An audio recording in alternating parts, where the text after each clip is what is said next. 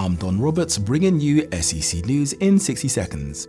SEC Ministerial Association Secretary Pastor Kwesi Moore, along with his counterparts from the NEC and BUC, hosted a workshop weekend titled Involved, Inspired, Imagine at Newbold College.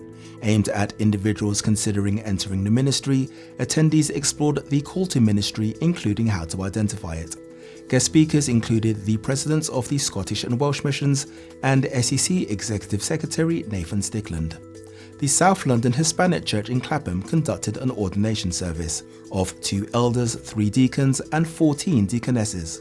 Organised by Pastor Luis Fajardo and led by SEC President Dr. Kurt Thomas, the ceremony included sermonettes, prayers of dedication and the laying on of hands, with Brixton Pastor Richard Daly, 3 Brixton elders and Wimbledon Pastor Vili Costescu assisting. Thanks for watching. See you next week.